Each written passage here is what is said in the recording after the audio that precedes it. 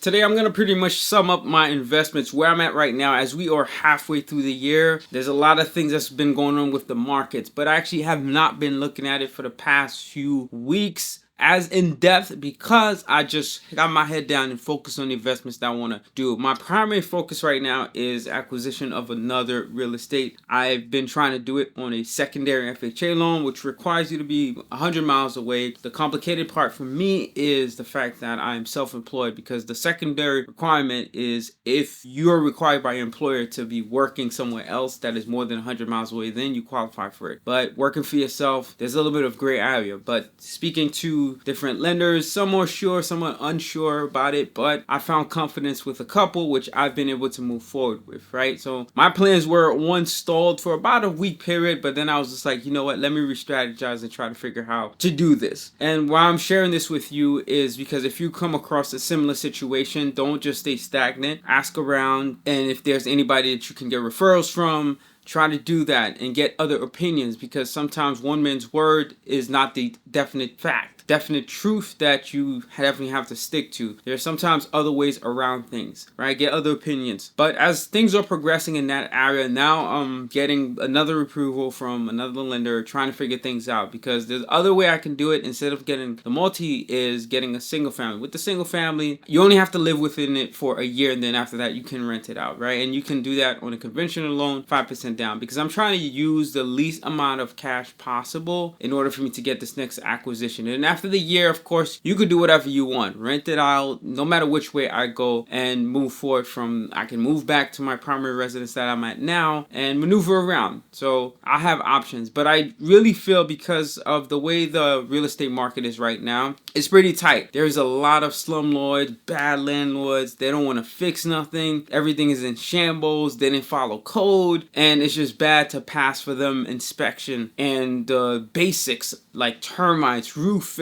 things that they have to fix, right, in order for them to close down on the mortgage. And many of them I've come across, they had this misconception about FHA loan. Conventional and FHA are not that far apart in terms of some of the things that you require to make sure the home is in a livable condition. It's really when you get an investment loan, then the playing field is a lot bigger, much more open for you, because they only require you to have 25% down, and they don't have as much requirements as most of these other lending products, because those other lending products typically require you to be within it, right, to be living in it. But if it's for investment purposes, you're putting 25% down, then it's a different ballgame in that sense. So that's my strategy right now, because a year from now, then I'll have a bigger playing field. I could decide to rent it out and maneuver around, just keep growing in that sense. So that's that. The plus side to having the conventional with the low 5% down is that I can purchase anything around me. I could literally buy next door, but prices around me are very expensive right now. I bought my multiplex for about $600,000.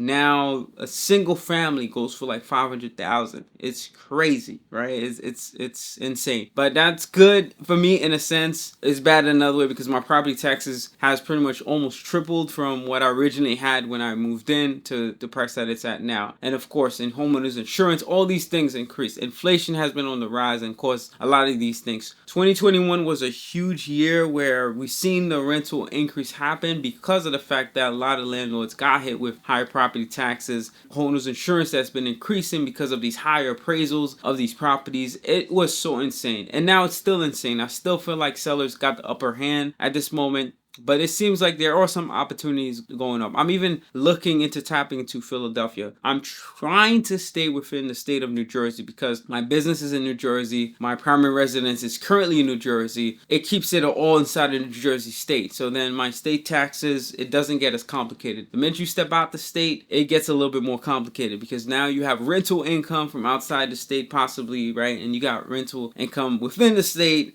and business income from outside the state, and it's just crazy. I went through that 1 year when I partially lived in New York for a year and then purchased a house about a third of the year, and then my taxes was pretty complicated, and I don't want to deal with that. I would say a nightmare, but you could pull through it, right? If a financial deal makes sense for a real estate for you to purchase somewhere else, go for it. Don't limit yourself. It's just me, and that's what I'm trying to do, but I'll see if I can't, then I'll look like elsewhere. Like in Pennsylvania, there's some areas that are pretty promising. The way I look at it is, what are the demand of the rental where are the rents at on average, right? I never look at the best rents, neither the lowest rents. I try to find the median, not the average, the median, the one that's smack dead in the middle when I'm scrolling through Zillow after I sort it from lowest to highest. And then you also have opportunities where there's either a shortage of homes, and that makes things really tight because people can't buy homes because it's probably pricey for certain areas. You gotta see the job market for those areas. There's a lot of analysis that you can do, but I try to simplify it as much as I can. I look at Zillow, sort the rent from low to high, see what the middle price is, then that's the rent for that 1 bedroom or 2 bedroom. And then I add that up based on the mortgage. Mortgage rates right now are at 7 1/8, I believe I've seen, going to 7 1/4, which is insane. So I mark it up to 8%. If it makes sense, then on a 3.5% down, 8% would give it a little bit of cushion to the property taxes and the homeowner's insurance, even though you know what the current owner's paying right now. Buffer it up a little bit because, like me, it has increased because property value has increased. It possibly can increase for you as well, and you want to make sure you're prepared for that, so that way you're not in a shock when it all happens. So that's real estate wide. That's what's going on right now. So I'm still eyeing things out and I'm looking. But the good news is the stock market has been picking up, at least for the stock selections that I had. I do have quite a bit of investments in grayscale. So one of my portfolios, I did a video last week when I said that it went up by 5%, right? All time. It was down by 50% at one point last year, end of last year, right? Because stocks took a huge hit. And then now it was at a 5%. As of today's market close that I'm recording this video, it is up almost 40%. Within a week, it's increased by another 30 something percent, right? It's insane. And this is where you can't time and control the market. I could not have predicted this was going to happen. All I know is I paid for something at a value that I felt comfortable paying it, and I was cool with holding on to it if it took 1 year, 2 year, 3 year, 4 or 5 years, right? For as long as it takes to get to the price point where I feel comfortable at. Then once it probably reaches that point, right now it's still way low. Even though I'm up 35%, it's still like that portfolio is still way low for the market value for where I know it can reach. And that market value for me is like probably $250,000, 300,000, right? And right now the value of it is around 12,000. I have no prediction on when it can actually reach that point. However, I'm being persistent. If I see more opportunities to buy more, if it goes down, for example, and I believe in those stocks that I'm picking out, then I'm going to keep purchasing some more. It's called dollar cost averaging. There is absolutely nothing wrong with that because when you do that, you cannot really predict the market. You feel a little bit more safe, I feel, unless you're into the whole day trading thing, reading signals. I just don't feel I have the capacity. As much as I love math and enjoy computing numbers, that is not something that I could say I enjoyed today. I did day trading for a little bit. I made probably like 15,000 within a month, right? That was after I had my huge gain in Dogecoin. I played around with it a little bit, but I paid a lot of property taxes on it, right? And it was being taxed at my income rate, which at that year I think was around 30 something, close to 40%, versus if you do the long-term capital gains tax, right, it's at 15%. So it kind of sucked at the same time. So day traders, they pay the most tax unless they have other things that can potentially like offset that for them. So I'm not really into that. So those two things right now is what's going on. The Feds have paused rates for a little bit. It might go up. I haven't really paid attention to a lot of the economics in terms of wars that potentially could be arising, feuds that the United States are having with like the overseas, China, the unions and all these things, because I really have my head down. Sometimes you got to unplug away, focus on the things that you're trying to acquire and trying to move towards, and then you can probably plunge your head back into it just so you can see, oh, okay, that's what's going on. Then I could dip my toes in here, let it sit there for a little bit of time, because the news will make you go crazy if you keep paying attention to it every single day. I do look at my stocks every single day because I want to see the fluctuation of it. However, I didn't really have to, right? I could literally have looked at it every 3 months and I would have seen the increase happen. From November when it hit that negative 50% down in value to the point where it's now plus 30, almost 40% in value. Stay persistent in everything that you do when it comes to these investments. This is much more of a general video for you to stay encouraged in terms of if you're looking for a home right now, you're a first-time home buyer. I know it's frustrating because all the sellers are just bad sellers right now. You've seen slumlords and then cash buyers are coming through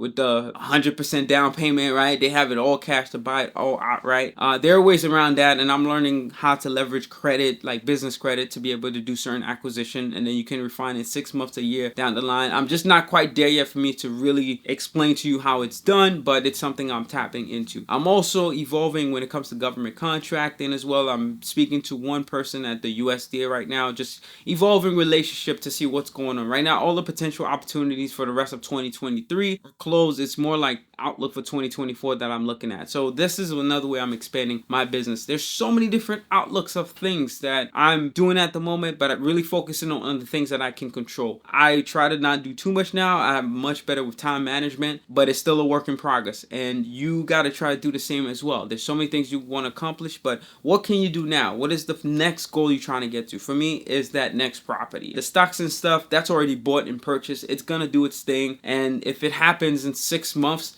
in a few months, then plans can't change, right? If your stock portfolio increased by so much, then you have to liquidate. Then you start seeing opportunities to purchase more real estate. But focus on what you can do at the moment, because that stuff happens at a time where you really cannot predict. What you can predict is the value going up in the future, I feel, or potentially going down depending on the company's financial reports, but I don't believe you can time it to be that perfect. Stay focused in all these areas. Where we are right now, halfway through, I don't know if the stock market is gonna further go up and shoot up. Crypto is gonna go up, but I'm staying in it. I didn't liquidate everything right now. I think I passed the year mark of falling into the long-term capital gains tax. In case it was to shoot up and I was to sell now, I would be paying the 15%, 20% max in capital gains tax, right? I wouldn't really be worried about applying it to my income and being taxed at that 40% tax rate. Just be persistent, be on the outlook, still be very careful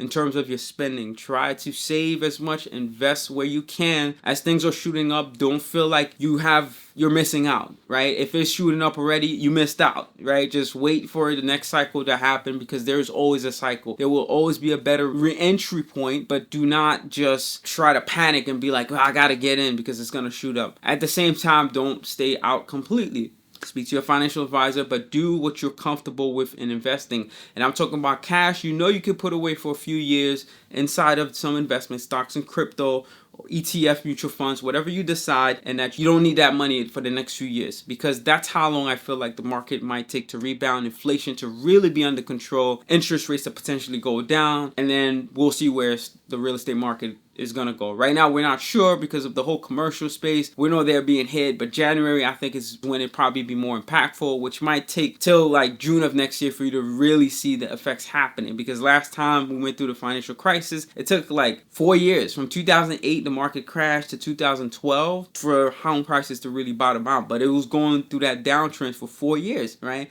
And stock market was at all-time high. So literally, if you traded some of your stock gains in 2012 to purchase some acquisition in real estate, you were perfect, because you had some profit, you purchased real estate, you did the long-term capital gains tax, and on top of that, purchasing a new real estate acquisition under a mortgage, you get some deductions as well, plus the depreciation of the property if you're using it for rental purposes. So all these things can work out for your good, but it's just right now, like the story of Joseph, which I went through in my other videos, right? The 7 years of famine, 7 years of greatness, and 7 years of things getting back to normal. He was very conservative when things were at a surplus. And then when the famine came, this is where the wealth transfer happened. And that's what we're going through right now. So that's why you got to be very persistent, be very careful, and focus on what you're doing. Be very careful how you spend your money. So peace and love. I hope you found this insightful. This is much more me sharing an overview of where we are right now, mid-year, and potentially where I see things to be. But in all honesty, no one ever truly knows the timing of everything. It's more like we can assume because on certain factors, because a lot of these are repeating factors that are repeating itself. Like a lot of stocks investments that I did, when I saw it hit some really lows, I went in crypto as well, and you just hold on. That's it. That's all you could do, because when that rebound happened, it is going to be crazy. There's a lot of cash still out right now that's just sitting, and people aren't going to enjoy that 4% APY for much longer, because inflation is much higher than that. They're going to put it back into investments, which is going to appreciate the values of a lot of these equities, stocks, mutual funds, ETFs, etc. So peace and love. I'll see you next time. Trust in Jesus. Like, share, and subscribe. And of course, If you have any questions, want to share any insights, this is a complete open learning dialogue that I want to have with you. If you have insights on certain things, I'd love to hear about it. So I'll see you next time. Hustle, hustle.